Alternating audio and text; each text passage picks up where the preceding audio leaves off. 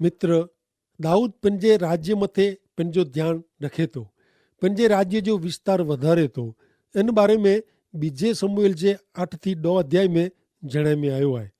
दाऊद यरूशलेम खे पंहिंजी राजधानी बनाए ने हुते हू ईश्वर जे करार कोस खे खणी आयो आहे ने पोइ हू पंहिंजे राज्य मथे ध्यानु रखे थो ने योनाथन जो जेको हिकिड़ो मात्र छोकिरो बची वियो आहे, जंहिंजो नां मफीबोसेत आहे, इन खे पंहिंजो दोस्त बनाए थो। हिन उपरांत इज़राइली लोक जा जूना दुश्मन मथे विजय मेળવી पंहिंजे राज्य जी सीमा वधारे थो। त हाणे पाण नेरियूं ॿिजो समूएल 8 अध्याय ने तंहिंजी पहली कलम। हिते लिखे में आयो आहे कि पोइ अहिड़ो थियो कि दाऊद पलिश्ती लोक खे मारीने वस में रखे ने दाऊद मेथेग आमा पलिश्ती लोक जे हथ में जा जूटवी गणे। इन शब्द जो अर्थ वो थिए कि ईश्वर दाऊद साथे जो करार क्यों ते पुठिया जो समय दाऊद हाणे इन जे राज्य मथे पूरी रीते राजा तरीके स्थापित थी वियो आहे ने पाके नेरला मिले तो कि पलिश्ती लोक मथे इनके जीत मिले थी। पलिश्ती लोक इज़राइली प्रजा जा कायमी दुश्मन हुआ। दाऊद पलिश्ती लोक के इज़राइल में जा हकली कढे तो, एतिरो ज न पण उन्हीं जी पंहिंजी सीम में जा पण ॿारहं कढी विझे थो। 8 अध्याय 4 कलम। ने दाऊद उन वटा 1000 रथ ने 700 सवार ने 20,000 पायदड़ गिनी गिणे ने दाऊद रथ जे मिड़े घोड़े जी पोटले पगे जी नसूं कपी वधे, पण उन्हीं में जा 100 रथला घोड़ा जीरा रखे। सोबा जो राजा हदाद एजेर जो राज्य यूफ्रेटिस एतिरे क फ्रात नदी सुधी विस्तारेलो वो। 4 कलम में चेमी आयो आहे कि दाऊद उन वटा 1000 रथ झटी गिणे। दाऊद इन जे घोड़े सिवाय बाक़ी जी मिड़े घोड़े के लड़ाई ला नकामा बनाए वेठे। पुनः नियम जे पुस्तक में ईश्वर राजा ला बनाए नियम वो क उन्हीं के पंहिंजे घोड़े जी संख्या क पंहिंजी पत्नी जी संख्या में वधारो करणो न। जेकी दाऊद हिकिड़ी न पण वधु पत्नी के पण अहिड़ो ॾिसे थो कि घोड़े जी बाबत में हू ईश्वर जे नियम के अनुसरे थो। हिन अध्याय में घणे माहिती ॾिने में आवई आहे। जहाँ के नवे विस्तार ने नवी धरती विषय जाणणो हुए तव्हांखे हिन अध्याय जो अभ्यास करे में मज़ा पवंदी। दाऊद इज़राइली राष्ट्र जी सीमा वधारे उहो दक्षिण में पलिश्ती लोक जी धरती सुधी, पूर्व में मोआबी लोक जी धरती सुधी पंहिंजी हद वधारे। सीरिया ने अदोम में पंहिंजा थाणा बनाए। पाके हिन अध्याय में जा जाणेला मिले तो कि दाऊद सीरिया जे मोआब जे अमोन जा पलिश्तीअ जा ने अमालेकी लोक जा राजा के पंहिंजा खंडिया राजा बनाए। ही मिड़े राजा दाऊद के खंडणी ॾींदा हुआ। हाणे नेरियूं 8 अध्याय 13 ने 14 कलम। दाऊद मीठा जे निचाण में अहिड़ो 1000 अरामी लोक के मारीने पाछो आयो। तॾहिं इन जो नां प्रख्यात थियो। हू अदोम में थाणा बनाए, सॼे अदोम में थाणा बनाए ने मिड़े अदोमी लोक दाऊद जा ताबेदार थिया। दाऊद जिते जिते वियो ईश्वर इनके जीत ॾिरायो। दक्षिण पश्चिम में, दक्षिण पूर्व में ने हाणे उत्तर में दाऊद इज़राइल जी सीमा विस्तारी सकियो ने इन विषय पंहिंजे राज्य जी हद वधारे। पश्चिम में भूमध्य समुद्र आहे, तेला हुते सीमा वधारे जो प्रश्न वो न। हाणे नेरियूं 8 अध्याय जी 15 कलम। दाऊद जो राज्य मिड़े इज़राइल मथे वो ने दाऊद पंहिंजे मिड़े लोक जो न्याय चुकवींदो वो ने फ़ैसिलो करींदो वो। पंहिंजे लोक जो न्याय करेला ने इंसाफ़ करेला दाऊद प्रख्यात हो। दाऊद जे राज्य जो ज़बरदस्त विस्तार थियो आहे। इन जो विस्तार वधियो आहे। दाऊद पंहिंजे राज्य खे वधारे सकियो ने उन समय जे राज्य में पंहिंजे राज्य खे ताक़त वारो बनाए। हाणे पाण नेरीबो त दाऊद मफीबोसेत साथे दोस्ती वधारे थो। 9 अध्याय में पाण खे नेरला मिलंदो कि दाऊद खरेखर कहिड़ो महान माण्हू हो। घणे बार दाऊद विषय वीचारींदड़ माण्हू इन जे पाप खे ध्यान में रखे था। उहो स्वाभाविक आहे। हाणे पाण नेरियूं कि धारियो कि मूं साम्हूं हिकिड़ो दोरो कागर आहे। हिन कागर मथे साए जो हिकिड़ो टीपो पियो आहे। हाणे आउं हिन कागर साम्हूं नेरियां थो, तॾहिं हिन कागर जी कई बाबति साम्हूं मुंहिंजो ध्यानु खेचाइजे थो। सॼो कागर दोरो आहे, पण इन मज़ा जो उहो कारो टिपको ख़ासि ध्यानु ॾोरे थो। दाऊद जे जीवन विषय पण अहिड़ो ज आहे। पाण त हमेशह इन जे पाप सामे ज नेरियूं था ने ध्यानु ॾियूं था। उहो पाप खरेखर वॾो त वो ज, पण मुश्किल ई उहो आहे कि दाऊद जे बाक़ी जे जीवन में रेल नम्रता ने ॿिया गुण पंहिंजे ध्यान में अचनि नथा। पांखे दाऊद विषय जो पंहिंजो वीचार ने दृष्टि बिंदु बदिलियो खपे। दाऊद जे जीवन में घणे ख़ासी बाबतूं आहे। दाऊद गीत शास्त्र में चए थो कि ईश्वर मुंहिंजो पाड़क आहे, तंहिंसे मूंखे कीअं खोट पवंदी न। 9वें अध्याय में पांखे दाऊद जे चरित्र जो कृपायुक्त लक्षण नेरला मिलंदो। 9वें अध्याय में मफीबोसेत जो वृतांत पण ॾिने में आयो आहे। मफीबोसेत योनाथन जो छोकिरो हो ने साउल जो पौत्र हो। हेवर पांखे साउल जे भूतकाल जी केतिरी बाबतूं यादि करे जी ज़रूरु आहे। साउल दाऊद जो दुश्मन हो। साउल जे मरण पोइ दाऊद बरवारो थियो।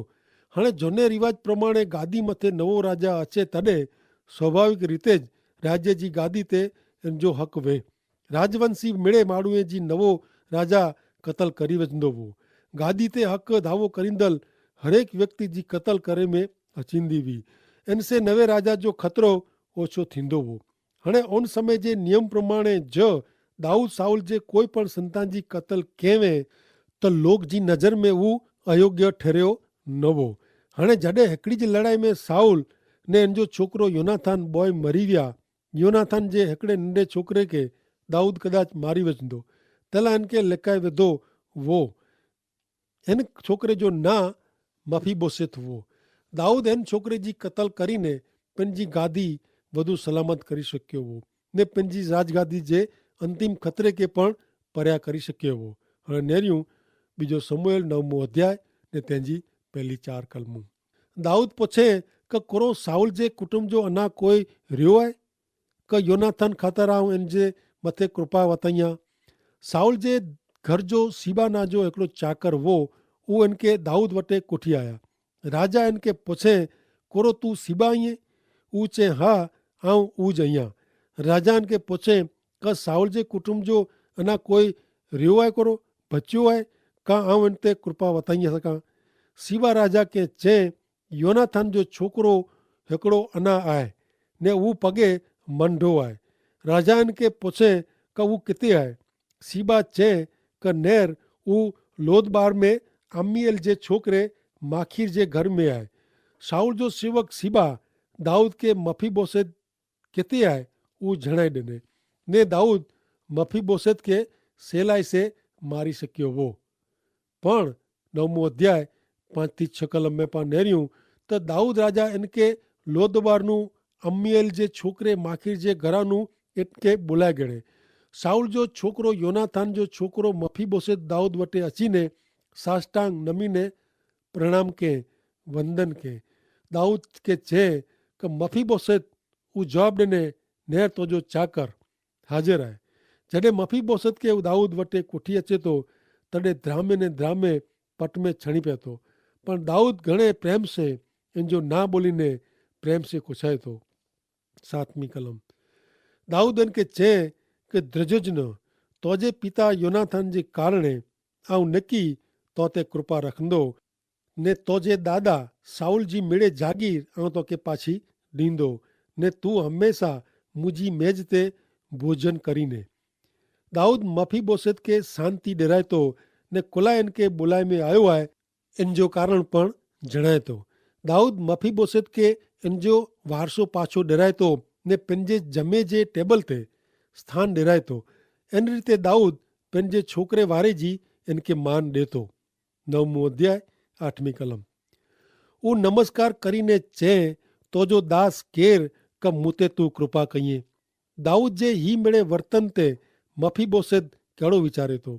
राजगादी ते ॿियो कोई राजा हो त मफीबोसेत जी क़तल करी वेंदे, पर दाऊद इन ते प्रेम करे थो ने चए थो आउं तो ते दया दर्शाईंदो।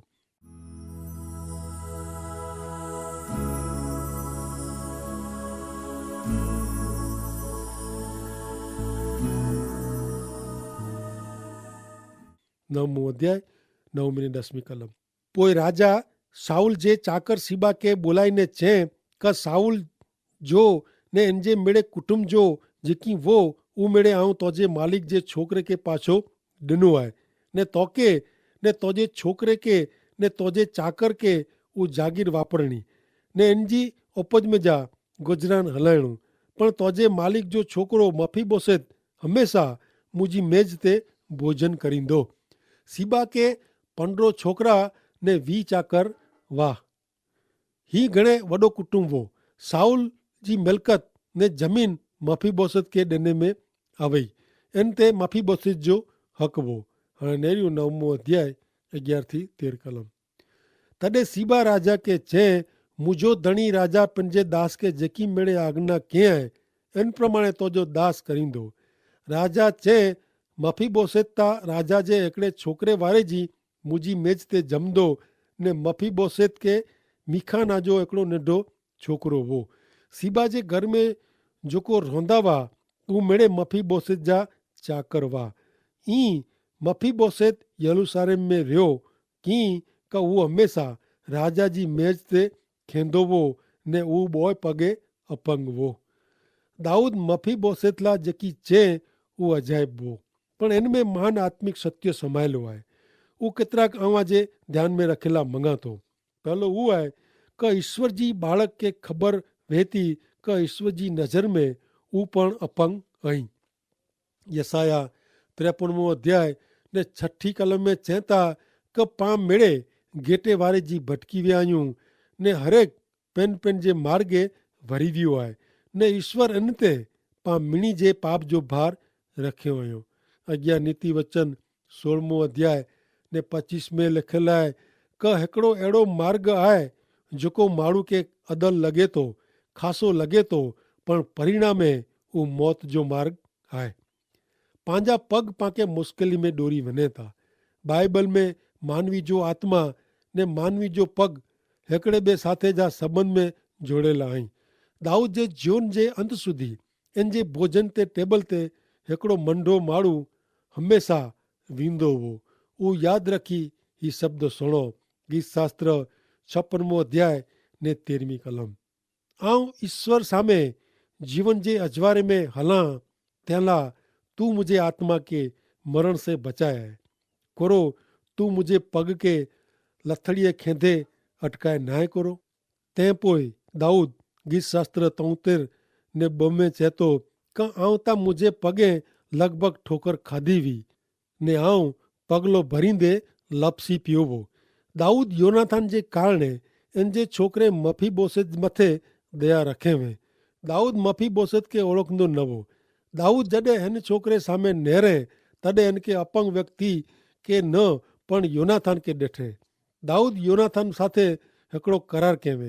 हिकिड़ी व्यक्ति जे कारण ॿई व्यक्ति ते दया, प्रेम, भलाई ने कृपा दर्शाए में आया। मित्र मूंखे ने आके ईश्वर ॿई व्यक्ति जे कारण एतिरे का प्रभु यीशु ख्रिस्त जे कारण पंहिंजे पाप जी शिक्षा में जा, पंहिंजे दुष्कर्म जे बंधन में जा उगारियो हुयो। दाऊद मफीबोसेत जे अपंग पगला कीअं चयनि। दाऊद मफीबोसेत खे अहिड़ो चए न का तू ता मंडो ईअं, उहो घणे ख़राब बाबत आहे। दाऊद मफीबोसेत साथे हिकिड़ो राजकुमार जहिड़ो व्यवहार करे थो। मफीबोसेत टेबल ते राजा बेरो जमेला वेंदो हो ने इन जा पग सण जे कपिड़े से ढके में अचींदा हुआ। मुंहिंजा मित्र यीशु ख्रिस्त जे पवित्र लुई से आंजा पाप दुबाए वञे था। तंहिंला ईश्वर पंहिंजा पाप यादि कई नथा। ईश्वर इन रीते पंहिंजा पाप माफ़ करे सघनि था।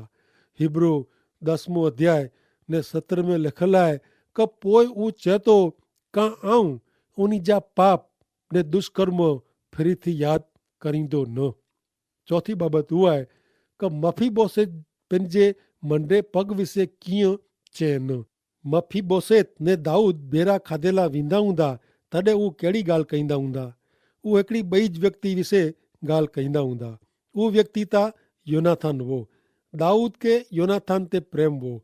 मफीबोसेत के योनाथान मथे प्रेम हो। मफीबोसेत ने दाऊद जी ॻाल्हि जो विषय योनाथान हो। मित्र आके ने मूंखे किन विषय ॻाल्हि कई खपे। केतिराक लोग पापमय जीवन में उन खे कहिड़ी मज़ा पए थी इन विषय ॻाल्हि करे में मज़ा कयूं था। पाण जॾहिं बेरा मिलो तॾहिं पंहिंजी ॻाल्हि ॿोल जो मुख्य विषय प्रभु ख्रिस्त न वे त उहो केतिरी ॾोख जहिड़ी ॻाल्हि चवाजे। 5મી બાબત, ॿिया लोग પણ મફીબોશેત જે મંડે પગ વિશે कीअं चयो न। राजा भेरो रोज़ खेंदल माण्हुनि जी संख्या घणे हुई। हिकिड़ो ॾींहुं उन दाऊद खे ही मंडो छोकिरो कोठी अचींदे ॾिठो। तॾहिं हुते हाज़िर रहियला लोग अहिड़ी ॻाल्हि कयो न कि ही कहिड़ी रीते बणियो, तव्हांखे ख़बर आहे। इन जे बदिले लोग राजा जी ॻाल्हि सोयो, उन दाऊद जा वखाण कईंदे सोयो। उन जे हृदय में हिन छोकिरे लाइ प्रेम जाॻियो। हिन लोक वटि छिछरी ॻाल्हियूं करे जो टाइम न हो।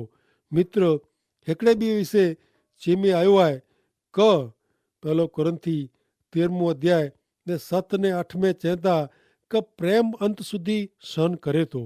प्रेम मिणी ते विश्वास रखे थो, मिणी जी आशा रखे थो, मिणी लाइ धीरज रखे थो।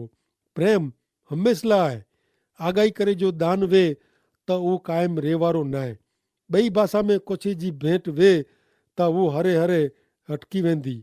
प्रेम कॾहिं पण निष्फળ वञे नथो। ऐं ॼाणा थो ત્યાં સુધી દાऊद हिन छोकिरे खे कॾहिं पण हलंदो करे शकियो न हो। मित्र, जो आंखे लॻंदो वे कि ईश्वर पसंदि पे अहिड़ो जीवन ऐं जीवी सघो नथा त प्रभु यीशु ख्रिस्त तरफ़ फिरो। प्रभु यीशु ख्रिस्त जे शरणे अचो। प्रभु यीशु ख्रिस्त लखवे माण्हू खे चयो कि छोकिरा ख़ुशि थी, तुंहिंजा पाप तोखे माफ़ करे में अचनि था। उथी ने हलंदो थी। प्रसिद्ध संत पाउल एफेसियों के पत्र 4 अध्याय ने पहली 2 कलम में चवनि था कि प्रभु जी सेवा करे जे कारणे कैदी बनेल आऊं पाउल आके आग्रह से विनती कयां तो कि ईश्वर आके आमंत्रण ॾिनो तॾहिं आला नक्की करेल धोरण प्रमाणे ऐं जीवन जीवियो।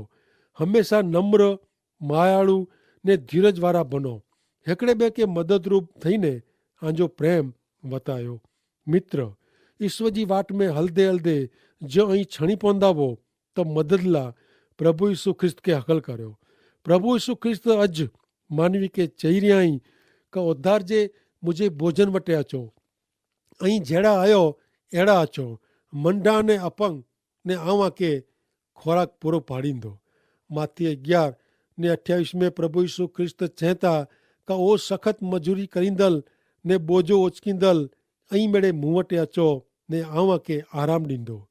प्रभु यीशु अहिड़ो पण चवनि था योहन 7 ने 37 में कि परब जो छेलो ॾींहुं घणे महत्व जो लिखांदो हो। उन ॾींहुं उभा थईने यीशु वॾे सार चयो कि जो कोई तरसियो वे त उहो मूं वटि अचे ने जीवन जो जड़ मफ़त पीए। जो कोई तरसियो वे त उहो मूं वटि अचे ने जीवन जो जड़ એટલે કે જીવન જો પાણી મફત પીએ। પ્રભુ મિણી કે આમંત્રણ ॾिए था। प्रभु के आशीष ॾियो। आमीन।